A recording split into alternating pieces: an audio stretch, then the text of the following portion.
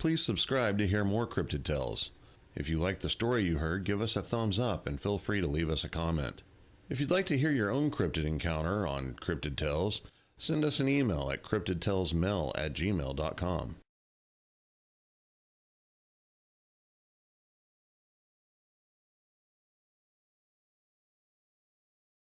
My parents had divorced when I was 10 in 1980. We had always lived in town with sidewalks, stores, parks, and friends. In 1981, my mother met a man we will call John from Alexander County, and we started spending time there. He owned a piece of land on Barrett's Mountain, the kind of land where they had to clear the trees and underbrush to be able to build a small log cabin for us to use on the weekends.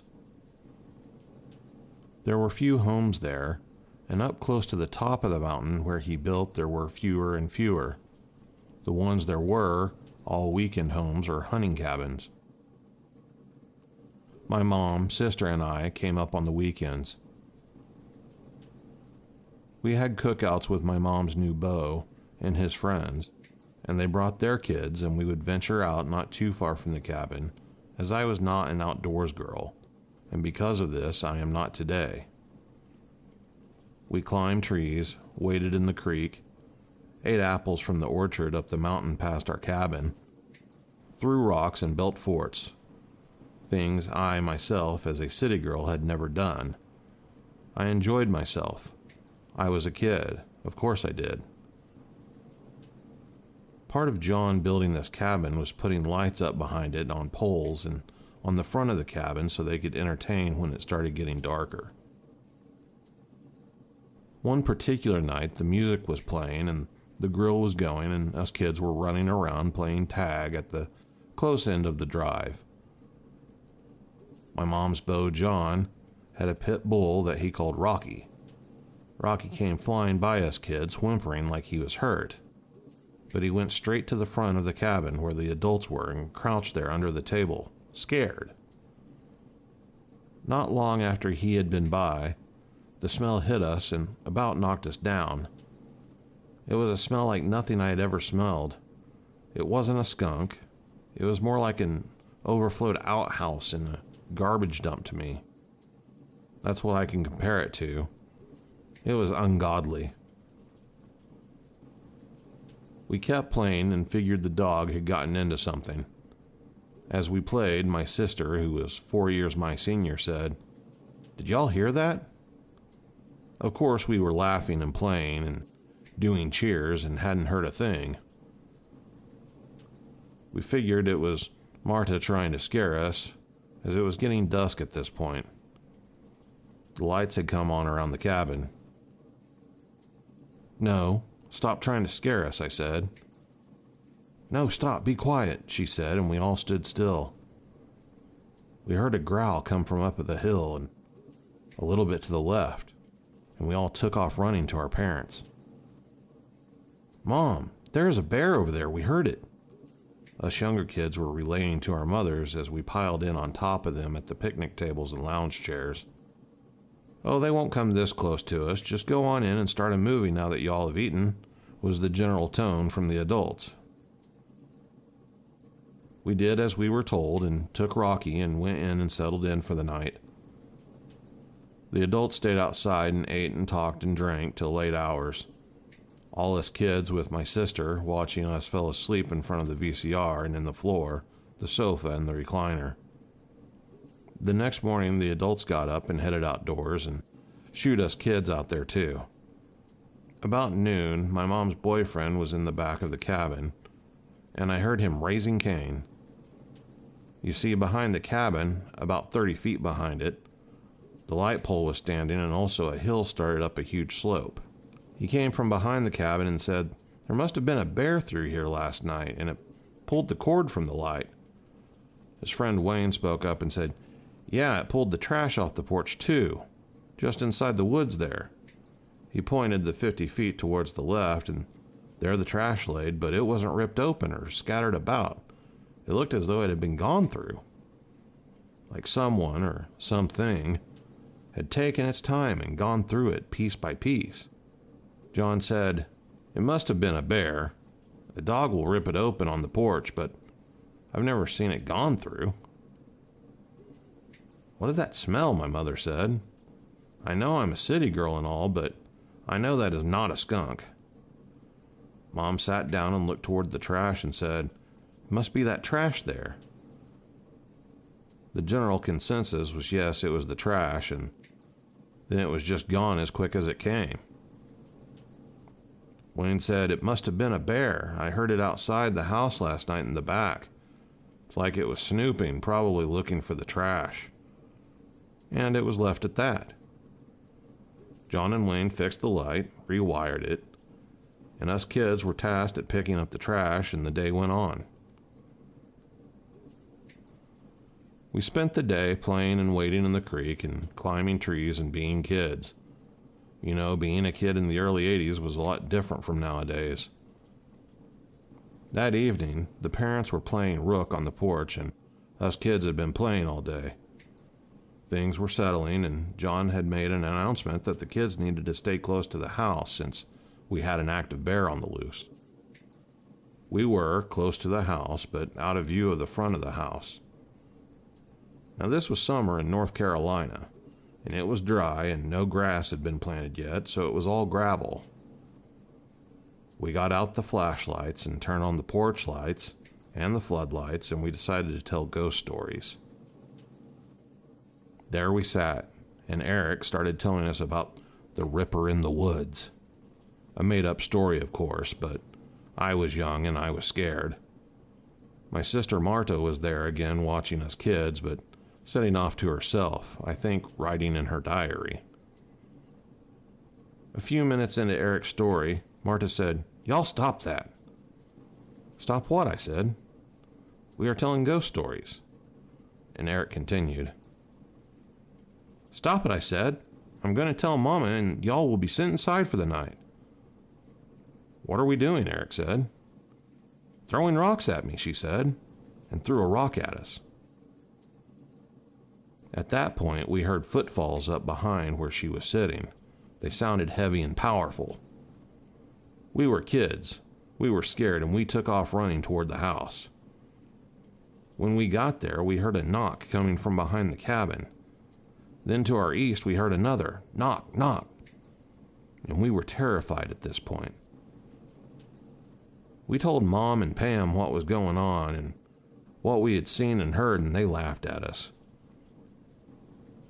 Wayne and John went to the store. They probably knew you were telling ghost stories and are out there trying to scare you. They laughed, but still hurried us all inside. It was getting on to be about 9, and we had cooked out again. The folks had played cards and talked and drank a few.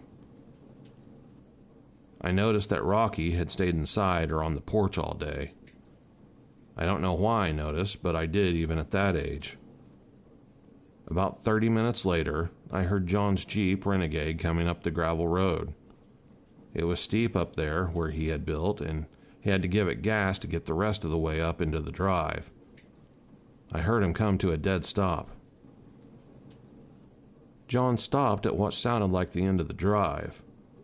We could hear the motor, but it was in idle, just sitting. It seems like it took them forever, but we heard them back down the road and take a running go to come back up into the drive. Mom and Pam were still on the porch, and at this point were standing, and us kids had joined them to see what was going on. They pulled in and stopped the Jeep and sat there. Just sat there. Their lips were not moving, so they were not talking. They just sat there. Then, after a few minutes, John and Wayne got out, and John said, "In the house, everybody, now." Wayne said, "Come on now, go." Everyone was kind of curious, but we did as we were told. The ladies did as well. "What's going on?" Mom asked. "Honey, just go inside. I need to talk to Wayne a minute," John said. We all went in as we were told, and us kids were, of course, looking out the windows, wondering what was going on. They were not talking loud at all. In fact, they were whispering. Us kids soon lost interest and started watching a movie and taking turns running our bodies through the shower. When I got out of the shower, I came down the hall with my long black hair wet and feeling renewed with life. The adults were gathered around the kitchen table again, playing cards, and I noticed that John was not drinking. That was odd. He usually drank on the weekends, and didn't they run to the store for beer? I went into the kitchen to have Mama braid my hair, and I could hear them talking. It was no bear. I saw it with my own 2 eyes, John said in a whispered, urgent tone. You have been drinking most of the day today, John, Mom said, gritting her teeth. I knew that is what she was doing, as I had been talked to like that, so I knew. I just acted like I was oblivious and kept my mouth shut. I haven't, Mary, Wayne said to my mother, and I saw it too. It wasn't a bear. Go on, your hair is done, Mom said, pushing me toward the living room. I went in and piled in with the rest of the kids and Rocky. There was Rocky in the middle of us, like he had been all day. I don't know when I fell asleep, but the rest of the kids had too. A while later, I heard my sister start another movie, something she wanted to see. I heard the adults still playing cards in the kitchen, and I heard Rocky start a low, angry growl. Hush up, Rocky, Marta said. You will wake them up.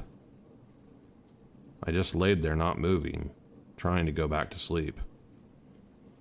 I felt Rocky stand up and his growl got louder. Rocky, hush up. You wake them up, I'm going to be mad and I'll just hush, she said again. Rocky took off towards the kitchen and the door where he usually slept, barking and growling like crazy. About that time, we heard a growl that came from the outside, at the kitchen windows where the adults were, a deep throat growl, the kind that runs through your body, toe to head. Oh my goodness, what was that? I heard my mom say in her, I'm terrified but don't want anyone to know voice. The guy stood up and John tried to catch Rocky as he bolted out the doggy door. At that point, we were all awake and had all heard it. We were all in shock. John opened the kitchen door and yelled for Rocky, and we could hear him barking in the distance along with more growls. In a few minutes, it got quiet, and then we heard Rocky again, but this time he was yelping. He was hurt. Then another loud yelp, followed by another loud roar, and then nothing. Not even the frogs or the katydids. Nothing. As you can imagine, us kids were worried and scared and crying, and the ladies were trying to comfort us, and the men. They didn't know what to do. It was pitch dark, and the light in the back of the house, it was off again. John flicked the switch, and nothing. We couldn't see nor hear anything. First light, we will go out and find him. He is probably down at the creek playing, John said. Yeah, that's what we will do, Wayne said in response. It took a while, but the 4 of us kids settled down enough to sleep. But sleep we did. I slept the rest of the night, and I heard the adults up most of the time. I know they were standing watch. The next morning, Mom woke us up at about 9:30. The guys were gone to look for Rocky, and we were headed into town proper. It was Sunday anyway. So we got up, grabbed some cereal, and loaded up the cars. Mom and Pam left at the same time and left like their hind ends were on fire. I swear we caught air coming down that mountain that day. About 5 that evening, John came to our house and he looked awful. Did you find Rocky, John? I said as he walked in. Yeah, honey, I'm afraid I did, he said, looking over me to my mom. Okay, you're home now. Hit the bikes you've been whining about all weekend, she said and hurried me away. I went outside and got on my bike and rode with my friends without a care in the world. Don't you miss that feeling? But I digress. It would be a couple of weeks before we went back to the cabin. 4 or 5, as I recall. That first weekend back, we had company. My uncle and his kids had come in from Tennessee to visit. My aunt had stayed back to work, so my uncle grabbed the kids and came down to help John work around the cabin. When we got there, we noticed some changes. John had planted grass and had cleared off another 100 feet in front and maybe another 75 in the backyards. I don't know even now if he thought that would keep whatever this was from coming closer or what, but he had done some work. My uncle came to help him seed the rest of the yard and move and fix the light pole in the back so the bear would quit knocking down the line. To hear him tell it, he had fixed it 6 times since that weekend we were all there. We cooked out that evening, and my cousins and I played and ran in the woods and the creek and found frogs and tadpoles and just had a big old time. Around 9, we headed in, and my uncle told us to sit down and write my aunt a note or draw her a picture, and he would drop them in the mail for her since they were going to stay with us a week or 2. My cousin Lisa, my age, my cousin Frances, a year and a half younger, and my cousin Lance all sat down at the kitchen table to color her a picture. Now, my Uncle Jack had been in Vietnam and was scared of nothing or no one. He was a tall guy, maybe 6'6", but built like an exclamation point, straight up and down. It was now about 10 p.m., and we sat there coloring and drawing, and I heard my sister Marta, who, if you remember, was 4 years older than me, call to my mom down the hall. Mom got up and went in there and came back crying. I would learn why later.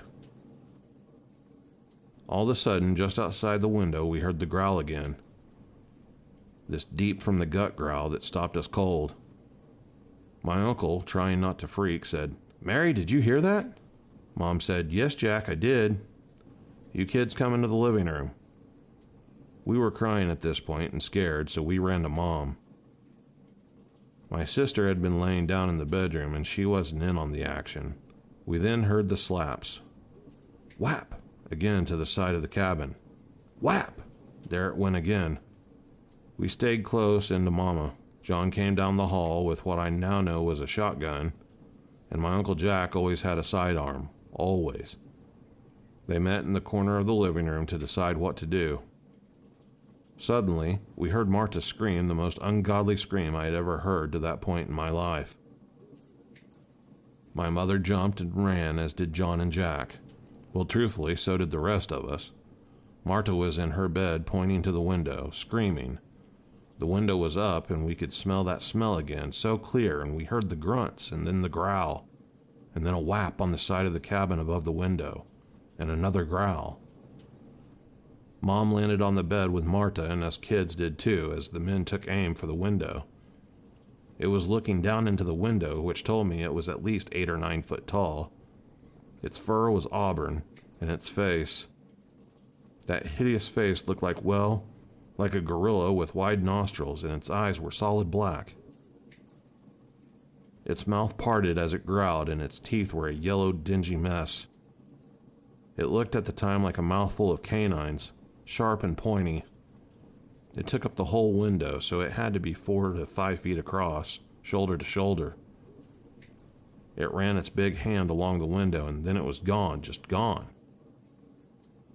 John went out the back door, and Uncle Jack went out the front, and we stayed there in that room with Marta. We could hear those angry growls, some close and some farther away. I recall even hearing a whoop whoop off in the distance. Then it got quiet. After a little while, we heard a gunshot. Then nothing. My mother and father had raised us very religious up to their separation and divorce, and we began to pray. In a bit, we heard the men coming in. We all ran to the kitchen. John stopped at the fridge and opened it. Uncle Jack stood there, and John handed him a beer. They stood there in silence and took a long drink. "What happened?" my mother finally said, breaking the silence. "I didn't believe him, Mary, but I do now," my Uncle Jack said. "I peed my pants, Mary. I peed my pants," he said, pointing to his pants. "It's a Bigfoot, Mary. It is. I thought I was crazy, but it is, and possibly more than one, I believe," John said. We all stood in silence, scared, not knowing what to do. "It is, Mama," Marta said. "I saw it good, and it's a Bigfoot. I could see its eyes and its mouth and its hand as it dragged across the screen window. It is a Bigfoot." Us younger kids were scared and crying and hysterical, and Marta was too. I had heard you all talking about the weekend Pam and Wayne were here, and about how Rocky died, how he was crushed. And I went to the library and checked out some books, Marta said. It was after me tonight, because of what happened to me today. I would find out later what that meant, you should know. It could smell me and was trying to get me, she said in between sobs. It took Mom forever to get us calmed down, as she was scared too. We all piled up in the living room that night, with the men locked and loaded till daylight. John called Uncle Jack and Mom outside at daybreak, and naturally us kids followed, as we weren't 5 feet from Mom at this point. And above mine and Marta's window, you could see there were deep, deep scratches. Like this thing, this Bigfoot, had scratched with his nails when we had all confronted him. There below the window, where John had planted grass and watered, were footprints, huge footprints, showing the toes. John wore a big shoe. What I would find out was a size 13, and with his foot beside the print was much larger. At that point, my mom turned on her heels and said, "That's it, kid, let's go. Lisa, Francis, Lance, you're all coming with me, let's go." Mom, I think, broke sound barriers getting us out of there that morning. We left in our PJs, if that tells you anything. The men came to the house later that day with our clothes and stuff we had up there because Mom had told them we, meaning all of us kids and herself, would not be back on that mountain. We never did either.